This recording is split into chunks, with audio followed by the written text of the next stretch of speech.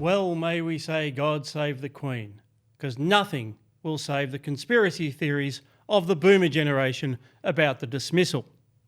Welcome back to the IPA's Looking Forward, a weekly podcast of debate and discussion about politics and ideas. Today we're looking at the so-called Palace Papers, the correspondence between the then Governor-General and Buckingham Palace regarding the dismissal of Gough Whitlam in 1975. And gosh, it seems like it was only yesterday. We'll also be crossing to America, where we'll be looking at the US and particularly on the right, where the prospect that Trump might actually lose is opening up some fissures in the Republican Party as they position themselves for what they want to happen, but what might happen afterwards if he does indeed lose. And finally, we'll be looking at the latest ructions at the New York Times as they jettison yet another non-woke journalist. Is this really about wokeness, or is it also the collapse and birth of a new media model? We'll be looking at that. As always, we'll have a books and culture segment. This week, we have a new Amazon Prime series called Upload about a guy who dies, and that's only the start of his troubles. I'll be reviewing Modern Love, the lives of John and Sunday Reid of Heidi Museum of Modern Australian Art fame, which covers the bohemian birth of modernist art in Australia. And Andrew Bushnell will provide his usual report from lockdown about what he's unearthed on Netflix. This time, the movie First Man about Neil Armstrong, starring Ryan Gosling. So we're looking forward to that. As always, I'm joined by my co-host, Dr. Chris Berg from The Bunker. Thank you, Scott. G'day. Great to have you back on the show, as always, and welcome back to the Bailey Meyer studio for the first time in a while, research fellow at the IPA, Andrew Bushnell. Cheers, Scott. It's good to be back in the studio. Man, it's good to see you. It's been a while. Yeah. A couple of months. It's good to do this in the studio rather than in the or over the internet. Yes. Some shocking memories of virtual looking forward technology, although the result for the viewers, I hope, was always worthwhile. Yes, Chris, as I mentioned at the top of the show, Palace Papers are dominating the news cycle today. That's right. So the National Archives of Australia has released 211 letters between Sir John Kerr and Buckingham Palace around the time of the dismissal. This is the almost single-handed result of a historian named Jenny Hockings. She's written a number of books on Gough Whitlam and some other Labor figures. She took the National Archives, to federal court in 2016 to have them released. The archives fought and eventually lost, and they were finally released on Tuesday to much hullabaloo. Andrew, what do you think of this? And do you think, let's start with the letters themselves. What do you think we've learned, if anything, from them? Well, my impression was, and correct me if I'm wrong, everyone, but my impression was it was a little bit of a damp squib, right? That there were these hopes that, in some sense, Kerr would have written to the Queen to say, as our CIA masters suggested, I have, got rid of the communist Whitlam. But actually what it looked like was that Kerr was very careful to abide by the sort of propriety of dealing with the Crown. He tried to keep the Crown out of it. He tried to exercise. It was interesting, one of the letters, Martin Charteris, who's the Queen's private secretary, put the words vice regal in scare quotes in one of the letters, I noticed. But the point was, which I thought was just an interesting stylistic touch, but I thought that was the point, though, that was like, you are empowered to act on behalf of the Crown, and this is actually your decision under the Constitution. And so my reading of it was just that the evidence points to Kerr wrestling with what his duty was under the Constitution and trying to act in good faith in an extremely difficult circumstance. That's what I took from it. So I mean, that's overwhelmingly my view as well. I think the reading of it, so there's been a lot of claims made about, Kerr's personality and his relationship, but it's clear in the letters that have been released that everybody felt that they were in an awkward spot. Everybody was quite unsure how to move forward. Kerr was doing, as I read it, the right thing in approaching Buckingham Palace and seeking advice on his constitutional powers.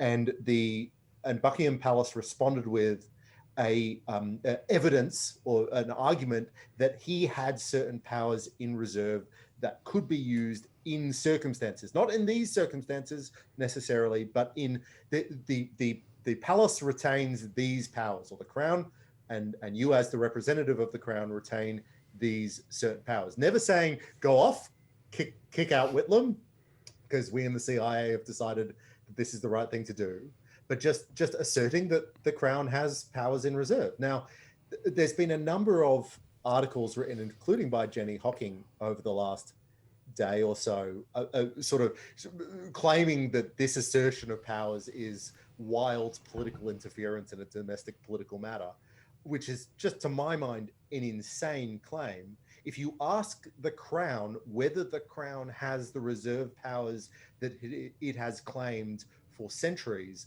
of course it's going to say that it does.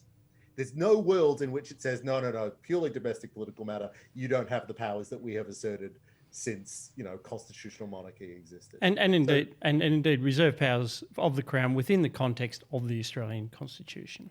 Yeah, no, absolutely right. So this is not just a damp squib. This is sort of you would think that this was a full stop at the end of debate, certainly about any royal interference in the. But this is where we come to. It won't be a full stop. We know that, Chris, because to put it in its wider cultural context, there's a wonderful line from Robert Hughes, the Australian art critic, who was trying to explain the dismissal and what it meant to his generation of leftists, the Boomer generation, and he was trying to explain it to an overseas audience. So he said, it occupies the space in the mind of the Australian leftists, roughly equivalent to the Battle of Culloden for the Scots. It's this defeat which has thereafter defined them, because this was the apogee of social democracy in Australia. This was the crushing of conservatism by their glorious leader Gough Whitlam, who was going to usher in a new age of social progress. We'll come to a minute to an article where John Roscombe and Morgan Beggar, the IPA, talk about what Whitlam had done in those amazing frenetic 3 years, but of course it was nothing compared to what he was going to do if his reign had not been so rudely interrupted by first the dismissal and then the election. So there's always been this feeling that it was of a piece with Pinochet being ousted by the CIA in Chile, or Mossadegh in Iran, or whatever nefarious sort of anti-democratic measures that are conjured up by the left in this thing, so they'll never give it away. There's too much invested in this. But you can never give it away. So I can understand, and maybe we'll talk about this in a moment, but I can understand being really angry with Malcolm Fraser. I get that, because Malcolm Fraser played incredibly hard politics.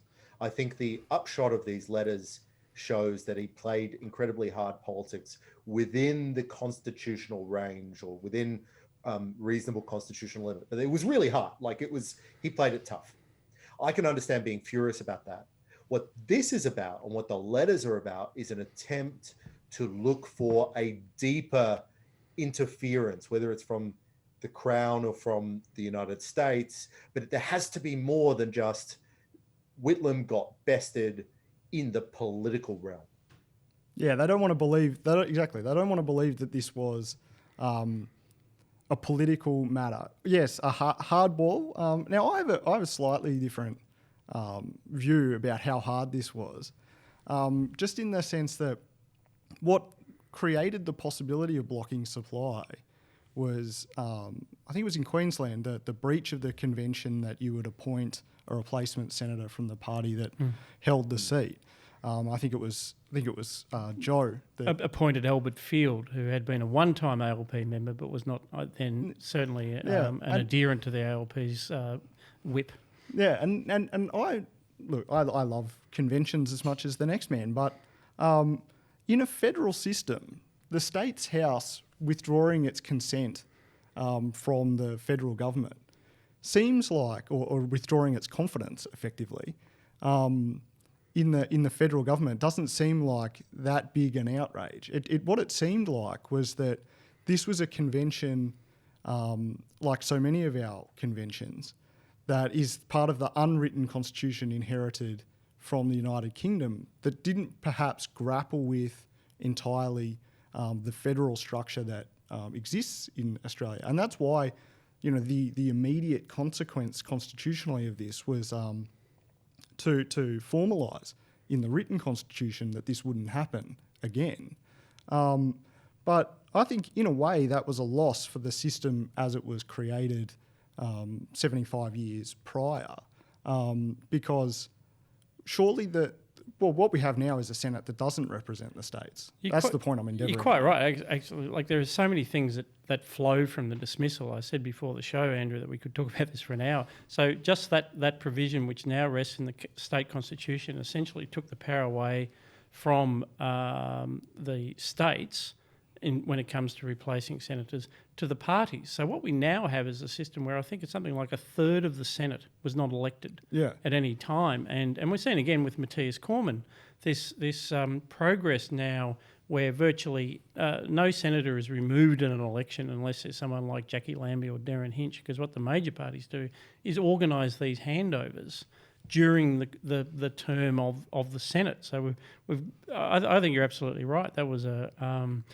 retrograde step.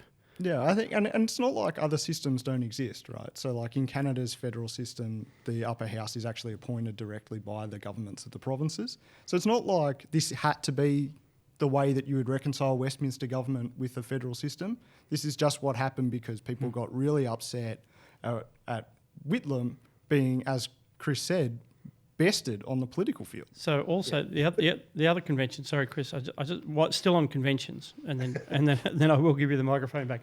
The other convention, of course, was that the Senate should not block supply. It should not. It should always pass the money bills, because governments in the Westminster system are made and unmade in the House of Representatives, in the lower house, and this was the convention that had always been held.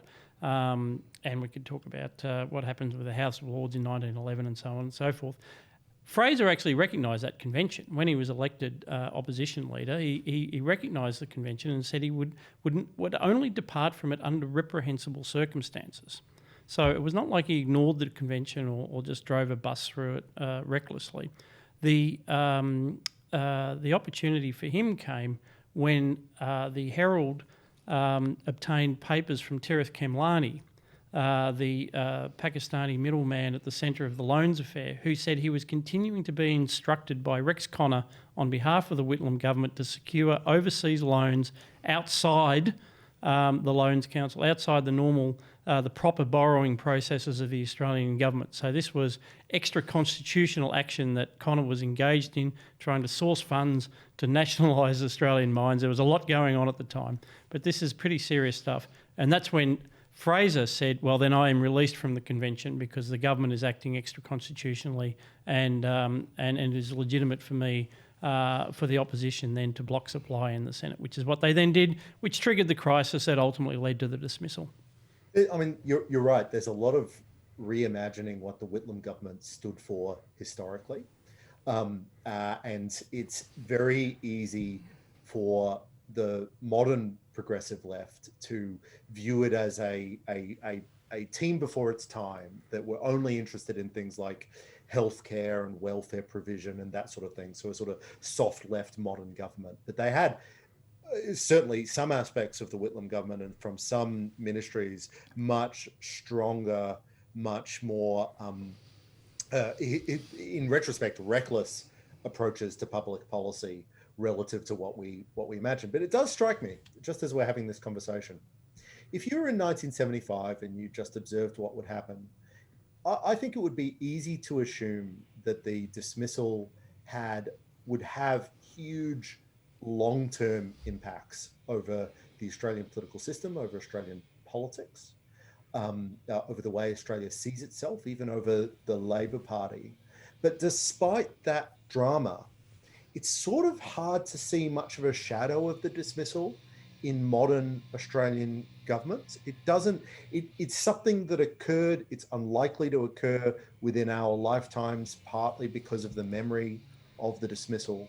But it doesn't have, it hasn't had the long-term either damage or influence that you might have expected. And I wonder why that is, given its obvious drama and its obvious significance. It hasn't given us a republic, for instance. Oh, I think I think the answer is that we changed the constitution in the wake of it so that this wouldn't happen again. I mean, I think it's more than that. So we did change the constitution, but we changed it in a way that has substantial downstream effects, but I think is relatively minor considering the drama of the event itself. Yeah, and I'm not convinced that we've had that big structural change that you would have expected. Yeah, it might have happened below the surface. I mean, it might be that this has discredited reserve powers in a way that we don't know until next time someone tries to call upon them. Certainly, that was the message that came from Bandana Man Peter Fitzsimons, the Republic movement, was that what this proves is that that we're not an independent country because reserve powers still reside in a foreign crown. And can I read a bit of Peter his statement, because it's amazing, right? So this is something that Peter... He's just discovered that the Queen has a role in the Australian Constitution. Who knew? Yeah, exactly. Peter Fitzsimmons, who is the chair of the Australian Republican movement and is most famous for wearing a bandana, he put out a statement saying, "I am gobsmacked by the letters. They bring to life once more the horror of what happened." Now, I think the horror that he's referring to is a realization that the Crown exists, that it has reserve powers, that it doesn't use any more than once in a century. I think, and so much of the commentary about these letters has been just a shock that the Crown exists, that we're not already a republic. Yeah. Surely it's an argument, like if you're a Republican, surely this is an argument for, this is precisely the reason I think we should be a republic, not, oh my God, I didn't realize we weren't one already. Gobsmacked is probably the wrong word, but I think it might be based on a misunderstanding of tyranny. I think that in republics around the world, various republics have presidents that have very similar power. In fact, there was an election earlier this year in Peru that was precipitated by Congress failing to pass twice a law that had been promoted by the president, and that this gave him, it was determined by the High Court, gave him the power to sack the entire Congress and call a new election for both houses, which he did. And of course, his supporters said, yeah, right on. And his opponent said, you're a tyrant. This guy is going to be the new Maduro, right? So that's what they said about, his name is Martin Vizcarra. And it's not like this debate is simply resolved by shifting that power to an elected head of state. In fact, it could be worse because for all of the debate about Kerr's motives, the debate about a president doing the same thing, his motives are actually very clear, right? Why was this president of Peru's law blocked in Congress? Well, because Congress was controlled by the right side of politics and he was from the left. It was entirely a political thing. He wanted a law passed and he wanted a new election.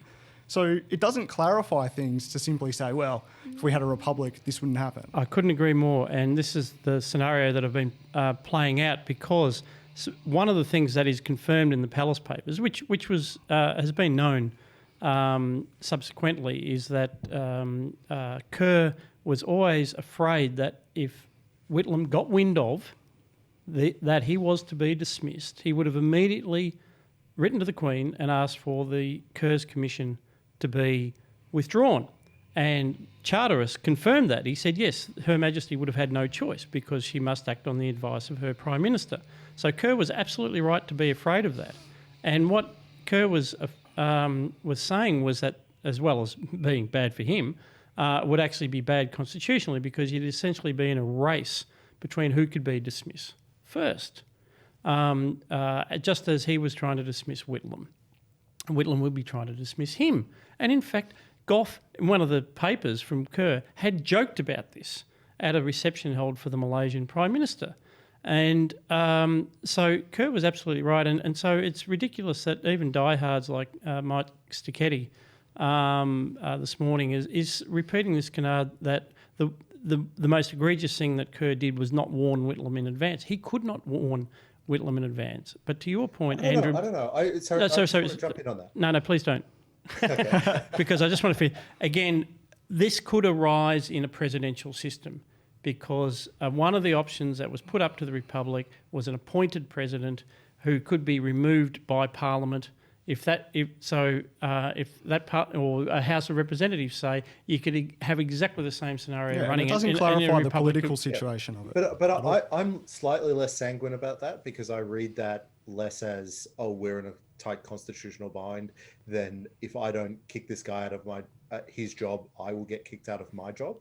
And you can read that as a more clearly self-interested story than I'm really concerned about the awkward constitutional nature. I think it does emphasize that regardless of what constitutional framework you have, there's always going to be these uncomfortable tension moments in times of high crisis. Exactly, and to give the devil his due, the thing about these Palace Papers that I do concede, and we're so glad they're out, and the head of the National Archives has said he's so glad they're out, and who fought it for years. But he said because my legislation says that when papers are sealed under certain instructions, I have to follow those instructions. If the High Court thinks otherwise, so be it. But one of the things about all of these letters is Kerr clearly wrote an amazing amount of letters. He really was covering his backside. And, I don't... The critical phrase they keep using is green light. Palace gave green light. And the Australian Financial Review had that in one of its headlines yesterday, even though the text of the articles that were written actually said the opposite.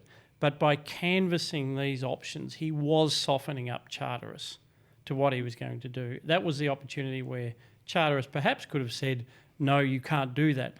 But then that would have been interference. So it's an absurdity. But there's no world in which the Crown says that you don't have the reserve power, that the Crown doesn't have those reserve powers. I guess my point is that Kerr wrote a lot more than he actually strictly needed to. He was arse covering. I mean, yes, he was completely arse covering. Yeah, which wouldn't you? He had one eye on posterity, one eye on the palace. It's also worth remembering too how Kerr got the job. Right, Kerr was appointed by Whitlam because Kerr was a man of long-standing high reputation within Labor circles. Within the LP, yeah. So it's not like, Whitlam was sort of sabotaged by some, rabid right-wing appointee. That's just not the case. Yeah. The last point, of course, about the lasting legacy of the dismissal, Chris, I do think there have been lasting impacts in terms of reserve powers supply. I remember in 1991 when the OLP government was collapsing in Victoria and Jeff Kennett had the opportunity to block supply in the upper house.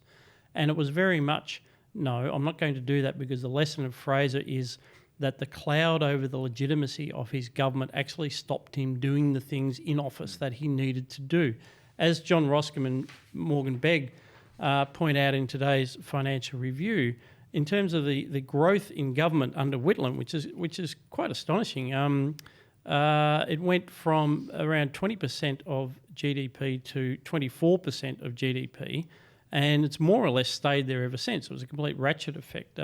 Fraser never walked back the big reforms of the Whitlam government, and partly that was because he saw this stain on his own legitimacy, which certainly the left was promoting, and Kennett saw that possibility in 91, said, no, I'm going to wait for the election, even as Victoria was collapsing around us. And so the blocking of supply by an upper house in many ways is much less likely as a result of the dismissal than it ever was beforehand. It could be that, this is the only Star Wars reference you'll ever hear me make, but it was a case of, if you strike me down, I'll be stronger than ever before, right? Same as Obi-Wan Kenobi, I mean, I'm not a Star Wars guy, so I'll probably butcher this, but like he's, having the climatic fight with Darth Vader, and that's what he says. He says, if you strike me down, I'll be more powerful. And that's kind of what happened with Whitlam. I mean, we've been subjected now to, 45 years of Whitlamism. Because in the end, Malcolm Fraser didn't want to wait for the next normal election. So the big question then, how's this for a segue, Chris? The big question is, if Trump is struck down in November 2020 at the US election, will he be stronger or weaker? Will he be stronger? Or is Trumpism a thing that will continue? Yes. Yeah. Oh, well, okay. Well, thank you. Yeah, great show. Andrew Bushnell says yes. Okay, cut. Fade to black. So why don't we give a little bit more context, Andrew, before you... So at the moment, of course, Trump is probably not the presumptive victor of the November election. And what it's really brought out is a renewed battle for the soul of the Republican Party. This week, a group of people calling themselves the Lincoln Project have gotten a huge amount of press for a series of ads that they've been doing online, it appears, mostly, or in DC markets, but not national ads as far as I can tell. They're basically trying to tell the story that to Republican voters, or traditionally Republican voters, that Trump is the things that Trump is accused of, being weak and lying and incompetent and all that sort of stuff. But the key thing is that they're trying to tell that story in a particularly Republican model. So if you believe in the party of Reagan, you will be opposed to Donald Trump. Now, this is just an internal political fight in the Republican Party, but it does raise the question, Andrew, which you've already precisely answered and succinctly answered. So what happens? Let's not assume that Trump will lose, but if Trump does lose even badly, as the polls might suggest that he is at the moment, the public polls anyway, what does that mean for the Republican Party? Do we go back to the party of Reagan, or are we just totally Trumpified now, or how do you see it? How do you see the future panning out? Yeah, I think there's two questions. One is, will Trumpism survive? And then the second one is, can Trumpism ever win without Trump? So there's two different questions. I think the answer to the first one is clearer than the second. The answer to the first one is that whatever Trumpism will survive because for two things. One, it's a response to structural changes in the United States culture and economy, and that's not going back. So for as long as the people who voted for Trump are alive, chances are their interests will continue to be reflected in something like Trumpism. The other thing is that Trump hasn't done much of Trumpism, right? So you can't say, for example, well, we built a wall and we still have the same number of illegal crossings of our border, right? Because the wall, despite what Trump says, is not built, right? So, and it's underappreciated fact about Trump and how he won was that, so Trumpism always gets talked about as a kind of style, but it is underappreciated that it was probably, Trump's platform was probably the single most concrete platform of any major party candidate in living memory. It was so concrete, in fact, that it included a promise to build a physical wall, right? It was... Literally concrete. Literally, like, it was so concrete that you can... So it was... basically, you can test his promises more than almost anybody else. Yeah, wall, trade war, reduced immigration. Red tape. Red tape, like drain the swamp, right, which has been a failure. So you can look at the things that he said. There were only about 5 of them, but he said them over and over again, and they were very concrete. Certainly by the time he was elected, people had a very clear idea of what he meant. Other people, maybe Trump didn't know, but other people had a very clear idea of what this entailed. And it hasn't been done, right? So I would say that the second thing to say why Trumpism would survive is that the policy goals probably are still live policy goals. Now, can that win in the future based on, demographic shifts, the dying of older voters, the fact that Trump is less popular in the suburbs of wealthy cities than any other Republican candidate? for a long time. You know, there's all these other factors about whether it can win as a platform, but I think as a platform, it'll be a continuing feature of American politics. Yes. I think that's an interesting observation. To push back a tad against it, the nature of politics is that the party in power tends to push people away from their own policy preferences. So what we've seen in recent years under Trump is actually a turn in favor of free trade in polling, and a turn in favor of immigration in polling as well. And I wonder whether you can divorce a Trumpist policy agenda, or the policy agenda Trump took to the election, we'll say that, whether you can divorce that from the person, given it's become so personalized to him. I suspect that people aren't more or less pro-free trade than they were before the Trump administration. I think that they're just reacting to him because it's personified by that policy agenda is personified by him. Yeah, I've been reading. It is personified, and that is the essence of. So Rick Wilson's one of the co-founders of the project, of the Lincoln Project, and I've been started on his latest book, which is called "Running Against the Devil: A Plot to Save America from Trump and Democrats from Themselves," and it's written as a letter to Democrats, and it's essentially saying, "Run this as a referendum on Trump," and it's sort of entertaining because he takes all of Trump's worst features and just concretizes them, and he actually talks about that if Trump wins, essentially Trumpism becomes a dynastic project with the Trump children and Jared Kushner and so on. So he actually underplays all of the things that Andrew's talked about as, you know, the social base, the actual policy base of it. But it is true that, as he said, as Andrew just said, it's in the suburbs where this will be fought out. And he's saying his hypothesis is that this is actually really easy for the Democrats. It's for the Democrats to lose. All they've got to do is pick up Republican voting women in the South, bring back the white working class men from the battleground states in the Midwest, and you've got the Electoral College. That'll give you a chance in Florida. Don't alienate the Panhandle. They can actually do this. The only thing that will stop the Democrats from winning is that they will do what they've been doing for the last 20 years, which is, tacking to the absolute woke left, the social media wing of the Democrats, and let their agenda be identified as the Democrat agenda. And so that's why they picked Biden. Biden, unfortunately, is senile. A 65-year-old Biden would have a fighting chance. God knows what's going to happen. Yeah, it's sort of interesting. Sorry to jump in there. I mean, we're going to talk about the post-election party, but it is interesting that sometimes, to Andrew's point, it's very unclear whether Trump knows why he won, and it's very often that the strategic decisions he makes are based on an erroneous vision of what he how he imagines the 2016 election. Because I think I was thinking this very strongly last year during the impeachment.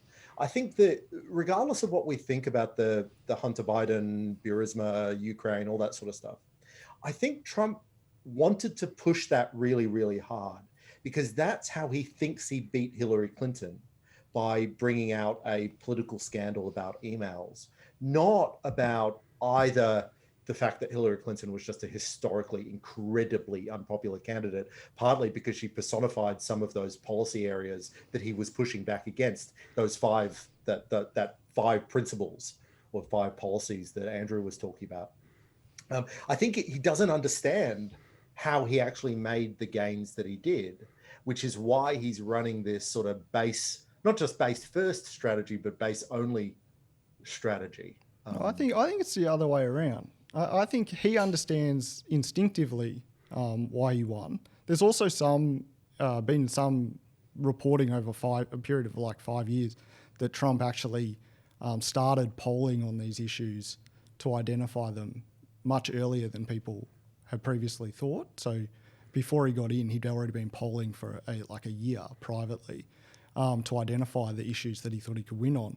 I think it's actually more the strategists around him who push other lines like attack lines. Also, I think attack lines come naturally to him.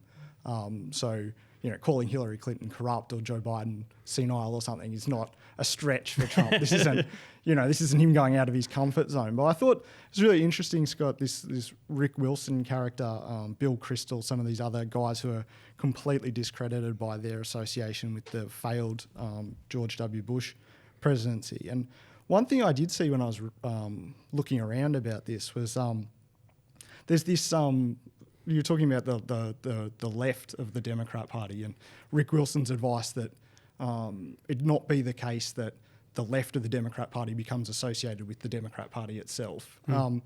So I decided to have a look at what the left of the Democrat Party thought about this. There's this podcast that they have called Chapo Trap House, which is like what's called the dirtbag left, and it's these kind of socialist rabble rousers. And they have this podcast. We have mentioned Chapo Trap House on this podcast before. Yeah, it's quite. I mean, it's quite successful. And so anyway, I thought, well, I'll have a look at what they're saying about the Lincoln Project, and they see it as an attempt, not a jostling for position within the Republican Party, but a jostling for position within the Democrat Party.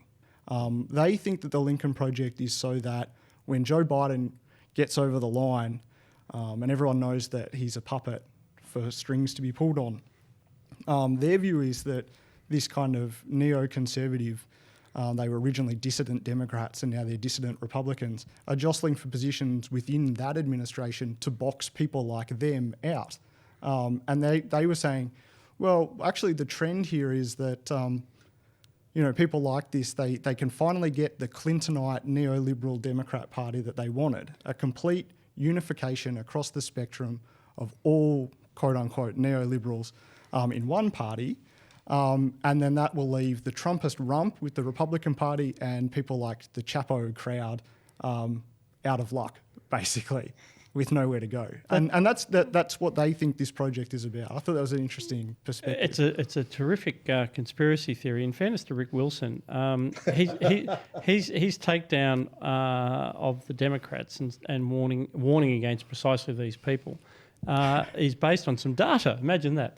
It's called the Hidden Tribes of America Project, and this is something that broke down Democrat voters into sort of 5 groups on a spectrum, from progressive activists like that on one hand, through to moderates and the politically disengaged on the other end.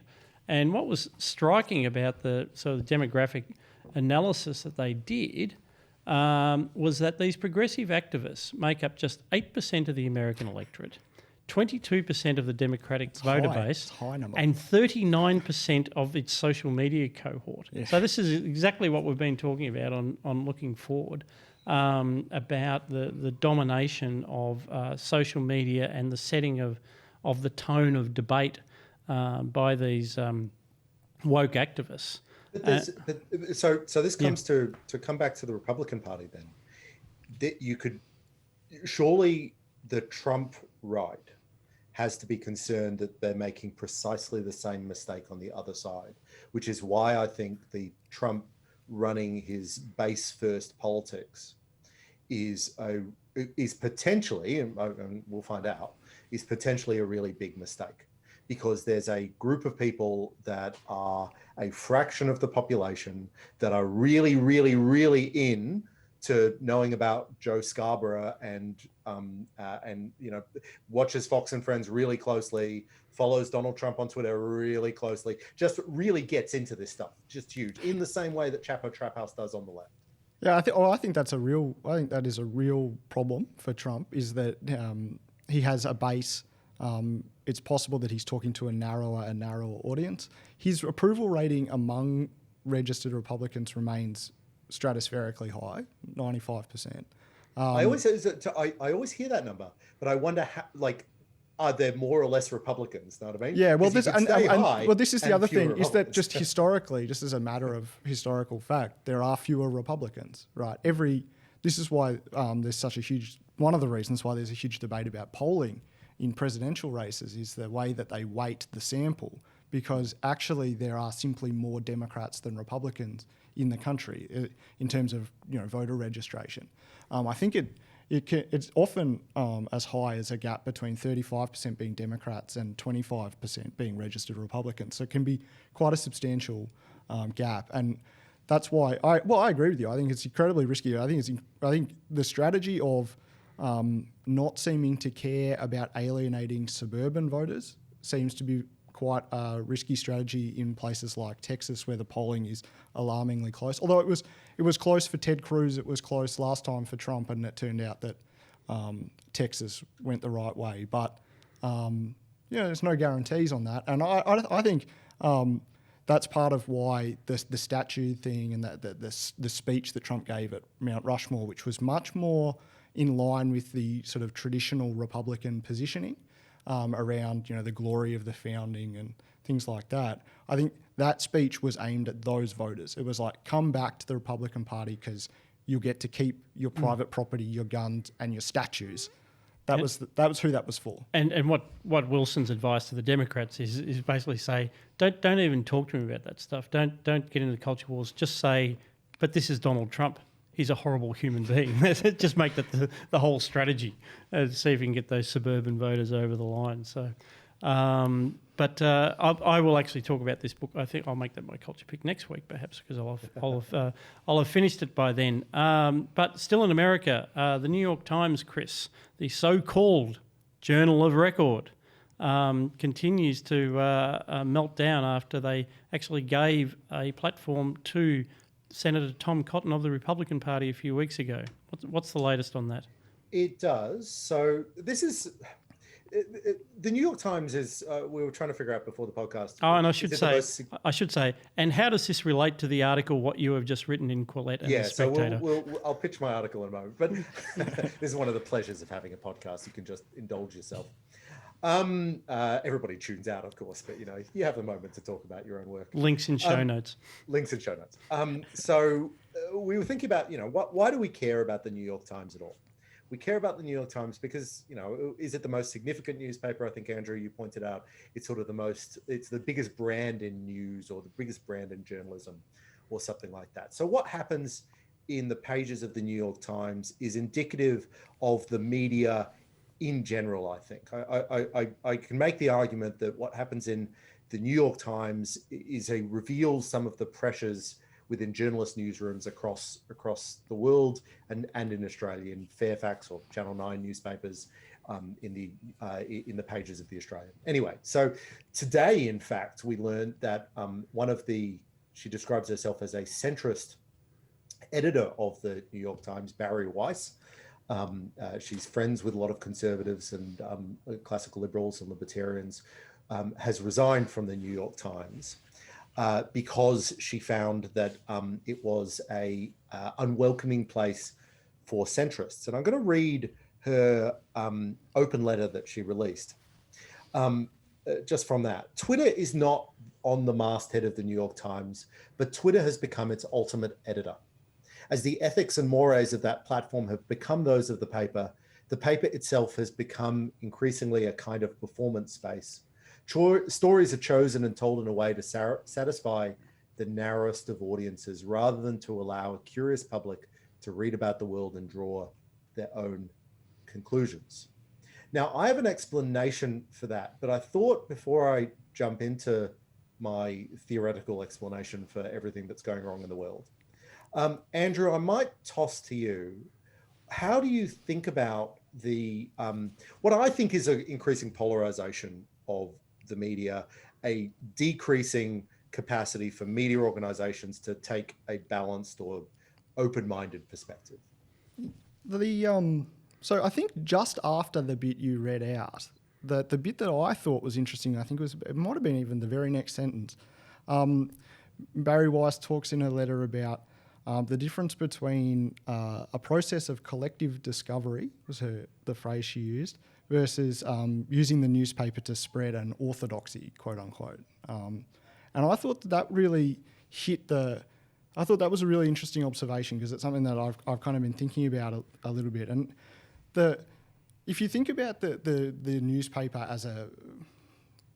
and you talk about this in your article, Chris, so you'd be able to explain it a lot better than me, but as a kind of quasi-neutral platform that brings together readers who are attracted to the product of journalism and advertisers who want to reach those audiences.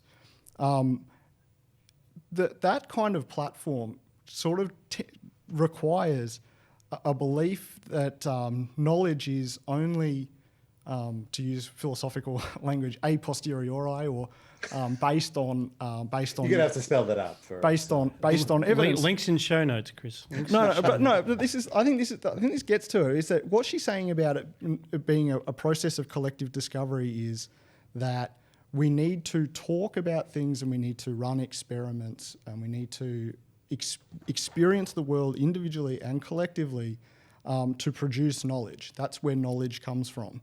And what she's saying is that the people who are now in charge of the New York Times and similar institutions do not have that belief about knowledge. They believe that they have a system of thought that is known and provable a priori, that is without evidence. And basically it can be boiled down to, I think, the claim that justice equals equality. And that is a statement that for them requires no proof, right? It's actually a completely different view of justice. It just is. And that's what I think is interesting in all of this, is that the question is to believe in the New York Times as a platform or to believe in any institution that aspires to that kind of neutrality, do you need to have this belief about knowledge, about why you would have that? So, I mean, that claim about knowledge operates as a justification for why you would support such an institution, right?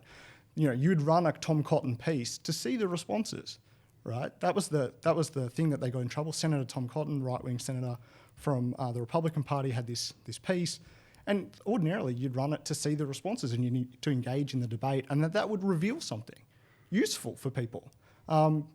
If you don't share that belief, you don't think that call and response produces anything of any value, any knowledge, then why would you do it? And so I had a different. I know you have an economics take. I had a kind of epistemology take, but I think we're getting at similar point. And I have an organisational take, but I think, Chris, let's start with yours. So I'll explain So Andrew's foreshadowed this already. So traditionally, newspapers are these platforms, right? So they're a place by which we match the readers with the advertisers. And the thing about a platform, so, you know, readers want journalism, advertisers want readers, so advertisers pay for readers. Advertisers pay lots of money, the readers pay very little money or sometimes even free. The thing about a platform, though, is you want as many people as you can to be on the platform. Advertisers want to advertise to as many people as possible. So that shaped content decisions.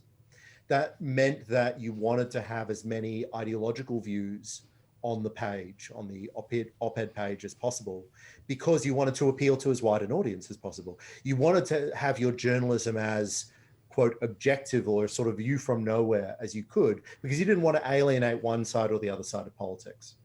Now that's the dominant media model of the 20th century. And it gives us these concepts of objectivity in journalism. It gives us that sort of bland, non-byline journalism that we're all very used to. But for lots of reasons, the advertising disappeared. And the main reason was the internet, but there's lots of different reasons. So suddenly, newspapers have found themselves having to charge readers for the journalism rather than charge advertisers to produce the journalism. And they've had to charge a lot more. Now, if you're paying a lot more for your newspaper, if you're paying a lot more for your journalism, why do you want to be stuck with stuff that you're not enjoying? Why do you want to be alienated by a Tom Cotton op-ed who, you know, someone who you loathe, who you think is writing incredibly offensive stuff? That might be fine if the newspaper is free, but it's not fine if you're paying really large amounts of money for it. Yeah, Chris, so I've got The Age here, which I bought this morning because of the Palace papers. $3.40 for a bloody newspaper. I mean, yeah. Now, even The Age or the Herald Sun, they're still trying to get as much of that mass market as they can. At the moment, the Herald Sun is being given away for free at my local IGA. But it's nonetheless the case that the price is going right up, and people are demanding a more specialty product because they pay for that. And ideology is that specialization. People want to read more niche publications. Now, I think that's great because I like newspapers and journalism that comes from a place. I think it's more honest, I think it's more entertaining, and it can often be more informative if you know what you are reading, if you know that it comes from a place. But it does explain a lot about the change in media attitudes. And I think it explains quite a bit about the change in political disputes. I think it changed quite a bit about political polarization, because we're now marketing to more passionate people. Yeah, no, it does. I have a yet another perspective. What I hope is yet another perspective. So let's say these market forces that you're describing, and your article talks about double-sided markets and stuff, which I learned a little bit about. Thank you, Chris. Oh, that's good. My pleasure, Scott. Because it was invented after I came out of university, and of course my knowledge of the world stopped somewhere in the 1980s. So thank you for that. But let's say there's out of the changes in markets emerges this strategy. So essentially saying this is a rational strategy responding to market incentives, but that creates sort of this platonic ideal of a business strategy. The other thing about Bari was what she was talking about was her colleagues started up petitions for her to be fired. There's a platform called Slack, which is like social media for inside an organisation, which they use at the New York Times, and many listeners will be familiar with it. And she was being flamed on Slack all the time, and with people saying on a staff communication channel why she should be fired, and what a terrible human being she is, and all these kinds of things. And so one of the other things I think this reveals about the cultural moment we're in is that the social justice warriors feel it is their right to determine the limits of all of these things, to play these things out in real time, determine not just that how you enforce that rule of justice equals equality, say, which I think that sounds absolutely right. But they will sit in judgment on that. Not even the chief diversity officer of the New York Times. I mean, God knows, imagine what that person is like. But it becomes more like a mob rule, and this is the way journalism has gone. So even if there is an ideal business strategy or a rational response, you've got this sort of anarcho-syndicalist collective, which is like that's happening at the ABC too. The rules are essentially being set by staff, the news staff, as to the limits of permissible debate. Yeah. There are no closer readers of a newspaper than the newspaper's own journalists, and there are no people who think it's more important than the journalist class themselves. I wonder if, given all of this, given that there's a kind of market pressure on the platform model, given as you say, Scott, within a platform that aspires, anything that within an institution that aspires to be a platform, there's pressure from, let's face it, a fanatical minority. This is true. And then the point that I was endeavouring to make, which is that a commitment to the idea of a platform requires some commitment to discovery, to use Barry Weiss's apt word. Given all of these different pressures, I wonder if, because of course it's not just newspapers that have this model. In fact, our society has largely aspired to have its governing institutions as platforms in this sense. And I wondered if there was an analogy to be drawn. I wondered if, given these different currents all sort of flowing in the one direction, whether other institutions that have similar features will have a similar fate. I mean, I think that's a big question. It sort of depends, to answer your question. So the thing about what happens to the newspapers is that the platform model collapsed because the advertising went to the internet. And I've been very critical of some of the claims made about precisely how that advertising shifted that the ACCC have made. But it absolutely happened. The rivers of gold just dried up virtually overnight.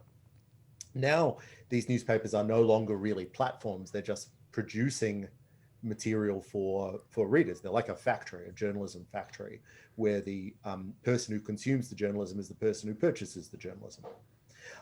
So I think that there is that, but what I'm making is a particularly economic analysis of it. And why I like this story is because even though we absolutely have all these wild ideological contests, and we've got the woke revolution and all that stuff going on, we can sort of see in part why that's going on. It's not just everybody's gone mad, right? It's that we've actually got reasons to understand how everyone went mad, or what the underlying economic driver for that madness was. And this sounds very Marxist, because this, there's a material basis to your which is most certainly how I don't normally view the world. But I think there is a material basis to some of what is going on. Yeah. But I think, no, Andrew, I would take your question, and I mean, US Congress would be the example par excellence, where there's a feeling amongst voters that in their market they're underserved in a sense because of the polarisation of the Congress that's been observed over the last 40 years, with fewer and fewer bills jointly sponsored and so on and so forth, because perhaps they're not the customers in an age when the pre-selections through the primary process have devolved to the most activist wing of both parties. Perhaps that's the double-sided market that, to take your analysis, Chris, into that domain and answer Andrew's question. Yeah, I think probably it could well be an analogy for other so-called platform arenas in which they're not performing their function because of this polarisation. Is that getting closer to what you... Because one of the promises of the internet age. Now, I'm not sure if this will be realised, but one of the promises was basically that you wouldn't need platforms in a way, because the internet creates the possibility of bespoke services for every individual, and so. To use the analogy I think that you had in your article, Chris, it was platforms versus factories. And a factory produces a specific product, but and I would say in the internet's case that the idea is it's actually more of almost a commission, and that's what you're talking about with the New York Times delivering on commission left-wing agitprop to the people who subscribe. But of course. And there's nothing wrong with that. Well, no, you buy agitprop, but I do. But I think, I watch Tucker Carlson every day, but so I know what I'm doing. But but I think that the point is that that increasingly we can tailor our world to us. That was the promise. I think there are physical limits to that, but we can tailor our world to us. And so this raises this question of, well, is that always and everywhere in every domain a good thing? That we can essentially create a closed feedback loop between ourselves and the external world, such that the things that influence us and upon which we have influence are totally harmonised to the exclusion of other things. At the limit, that's kind of profoundly dehumanising, but. Whether that's where we're going, I think is an open question. But I was sort of struck by the analogy you drew, Chris, because I thought that possibly we are all of us operating on a kind of commission model where we have access to these factories that can simply produce the things that we want. And increasingly, we're not exposed at all to the things that we don't want. I think so. So that's something that I'm super interested in. I'm less concerned. I'm not sure it's a real concern for me right now for this reason. So the ACCC, in fact, was very concerned for some reason in this. Just what we want, our competition regulator to care about, public discourse and debate. But they were concerned that we would be creating these personal echo chambers, right? But the argument I've always had about that was that may be true for some people, but you would have to be incredibly myopic to only be in one echo chamber.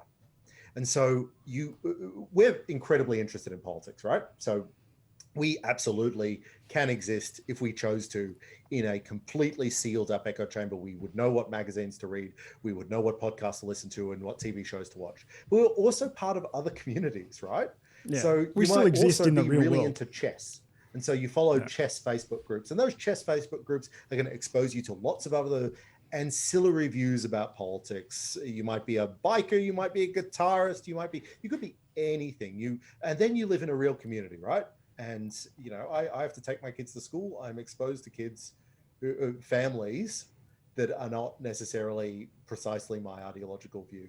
And now there are a group of people that are really in that echo chamber, but the evidence that I've seen statistically is that we're talking an incredibly small minority of the population that is so myopically focused on. It certainly would be hard. It's a good point. I dropped in on a Facebook group the other day called Dan Andrews Must Go.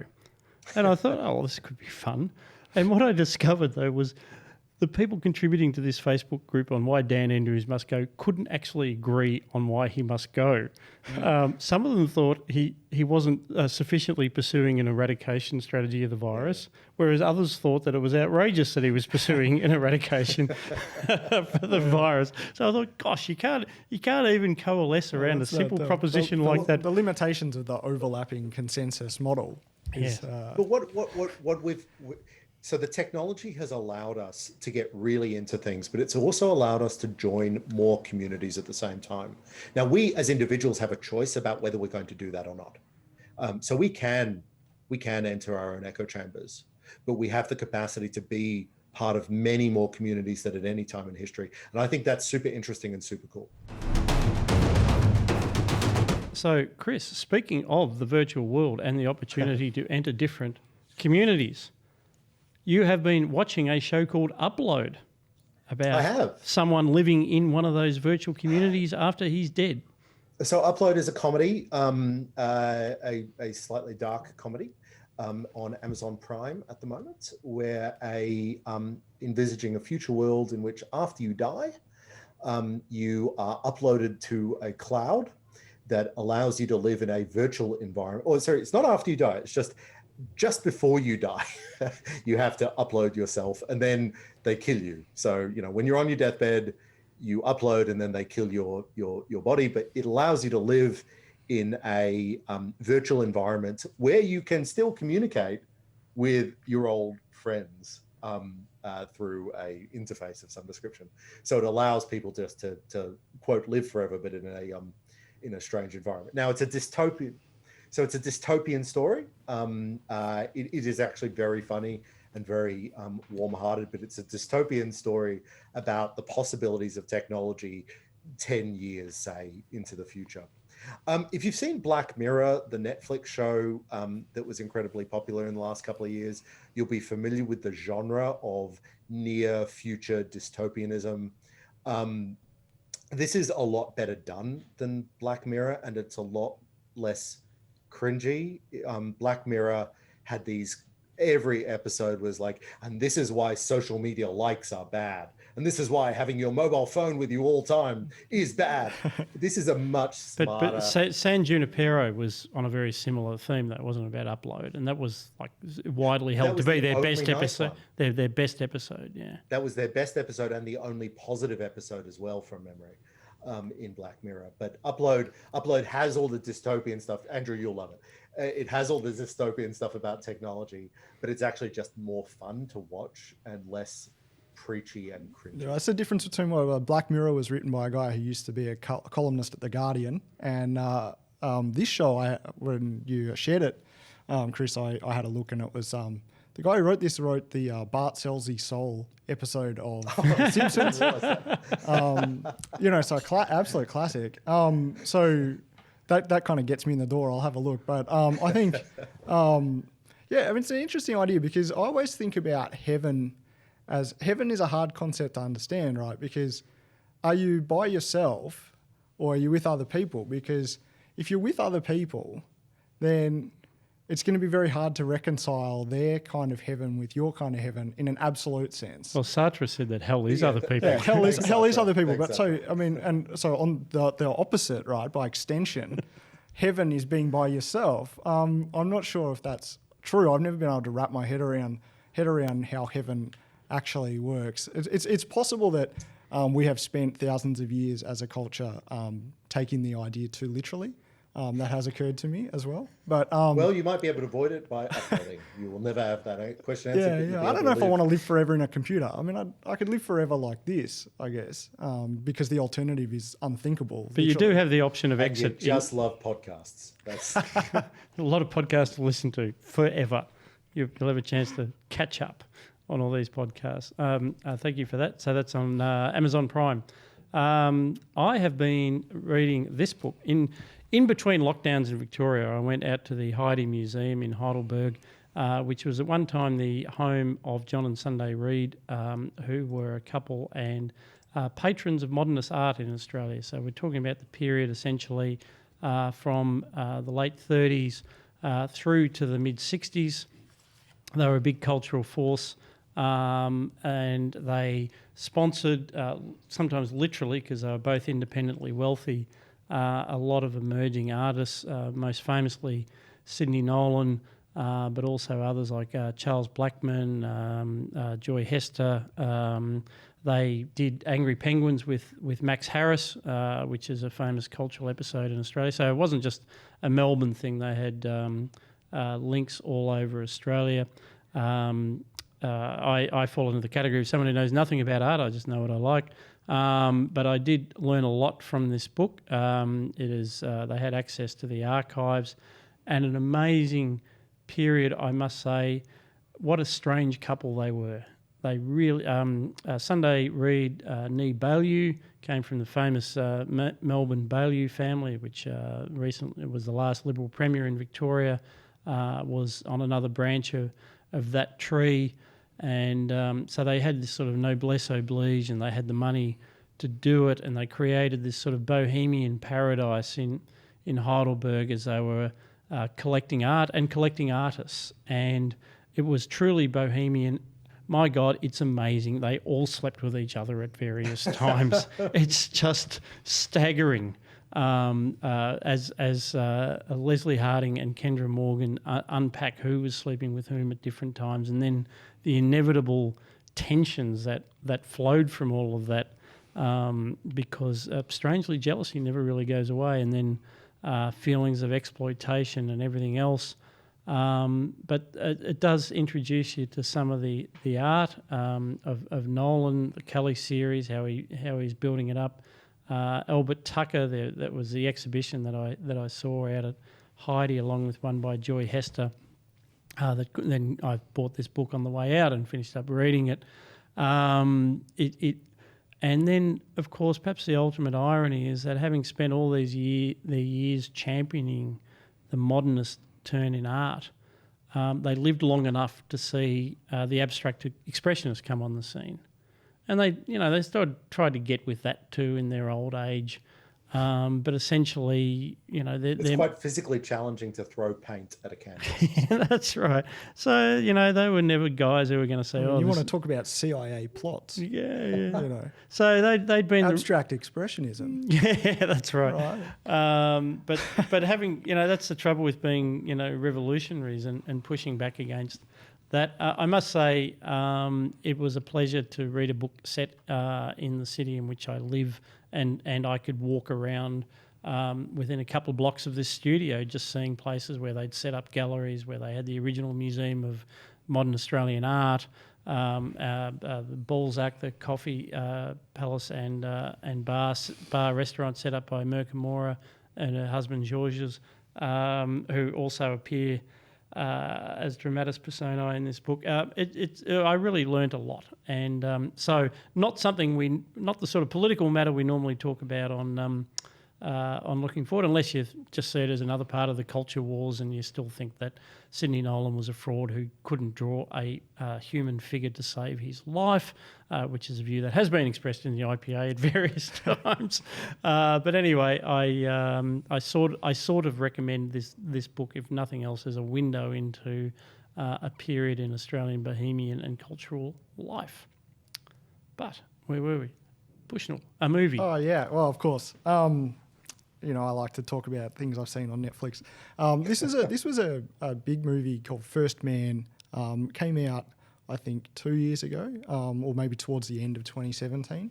It was a sort of an Oscar contending movie at the time. It's now on Netflix, and I had missed it at the time. So, and basically, I love movies about the space program. I think, and it's just space generally. So. I was very keen to see this. You did Ad Astra, I think. Yeah, I think I did. Yeah, I spoke about that on this show. I just like these things. my view is that the space program, putting a man on the moon with the computing power of less than an Apple IIe, I reckon is probably the greatest achievement in human history. So, anyway, this is a great. I like this movie. This movie was somewhat divisive because basically it's about Neil Armstrong. It's not about the space program. It's one of these movies that announces its key themes in the title. First Man. It's about the man who actually got strapped to a rocket and shot at the moon, right? And it's about what it would take to be that guy. And I thought, and this is of a piece with the guy who made this is Damien Chazelle, who made La La Land, and before that he made a great movie, the name of which escapes me, which is about a drummer. Allow me. Just keep talking. About a kid learning to become a great drummer. And his movies are about this individual obsession with greatness. And so he tells this story about Neil Armstrong in this same vein. And I just thought it was a great American film about what it takes to be a high-achieving individual. It really focuses on the physical risk, the physical aspect of this. That we twice see Neil Armstrong escape from near-death situations based on his own wit and skill. And, of course, it's underpinned by basically the psychological heart of the film is that Neil Armstrong is, in some sense, dealing with the loss of his daughter, his young daughter who dies at the start of the film. And throughout the film, we track the different losses in Neil Armstrong's life, the other astronauts who die. And it really shows you the high human cost of this incredible endeavour. And it's shot through with a kind of nostalgia. It made me feel like this was a great generation of men that, in a sense, we don't measure up to. And it's so shot through with nostalgia, actually, that when he casts his mind back towards the end of the film, Neil Armstrong, to when he was happy, and he's thinking about a moment playing in a idyllic field with his family and his young daughter. And here's the deep read. He's wearing a red hat. So a red baseball cap. When was America great? It was great right then, at that moment. Ooh, this man. That's meta. And I thought the film had a strangely, maybe just because it was so focused on this one man and his heroic endeavour, it kind of had a traditional aspect to it, which I found quite moving, actually. Well, I Whiplash, enjoyed by it. the way. Whiplash. Whiplash, that was it. That's also a great movie, by the way. I enjoyed it, and I, like you, I just like movies about space. I prefer my depressed man in space.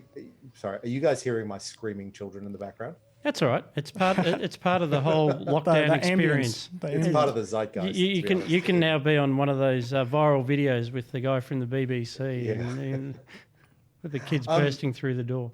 I enjoy my depressed man in space movies, but I thought the depressed man in space genre really shut out the heroic elements of this film. This is genuinely an exciting, as you point out, this is one of the most important moments in humankind, in the history of human ingenuity, and everything has to be reduced to, but he's also quite sad. And he's legitimately so. Some real tragedy. The appeal of it is: do you want to hear about Apollo 11, but as though it were Solaris? Well, yeah, that's how it was pitched in the elevator. Right. That's about right. But I like my depressed men in space movies to be proper sci-fi, not just like, here's the same exciting story that you're familiar with, but quite sad this time. Yeah, no, you've got me intrigued, Andrew. I will have another look. Armstrong does bob up as a character on The Crown, of course, when he visits Buckingham Palace. Oh, okay. I haven't got that far into The Crown. Just as Prince Philip's going through this midlife crisis, and he's trying to ask him about what it was like on the moon, and discovers that they're three absolute anoraks because they were selected not because they were heroic, semi-mythological figures, but because they were really good at adding up and remaining calm in a crisis, and didn't mind being in a confined space for a long period of time. Yeah, I thought the movie did a good job of showing that. Yeah, Like that. One of the things that Neil Armstrong had a gift for was surviving. Yeah, that's right. Don't die. No, it was good. So, he says, what would you do if you were told that, there'd been a failure and you weren't going to get back to Earth and you only had like 3 minutes to live? What would you do? What would you be thinking about? And they sort of looked at it and said, well, we'd keep making calculations to see if we could get back. Just keep trying till the end. That was their answer. What else can you do? That was a good answer. So there we started and finished with Buckingham Palace on this episode of Looking Forward, which is a production of the IPA. It is a great time, if you're not already a member of the IPA, to get on board. Go to our website, ipa.org.au. We actually have 2 special member promotions going at the moment. One revolving around the great Dave Rubin, who's recently been on the Yipper podcast, and another revolving around our new podcast, which is 5 Favourite Books with Bella de Brera, which has been launched with Greg Sheridan, launched exclusively for IPA members. So get around that. I think it's $55, which is a discount on the usual membership. So become one of the 6,000 plus IPA members now if you're not already, and if you already are, thank you very much. Thank you for listening to Looking Forward. A big thank you also to my co-host from RMIT University, Dr. Chris Berg. Thank you, Scott. My sometime special guest, Research Fellow Andrew Bushnell. Cheers, Scott. I've been Scott Hargreaves, editor of the IPA Review. I'd also like to say thanks to Mitch and Steve in the control room, and Mia, who'll be producing all of these show notes that we've just been talking about, and we'll be back with more Looking Forward next week.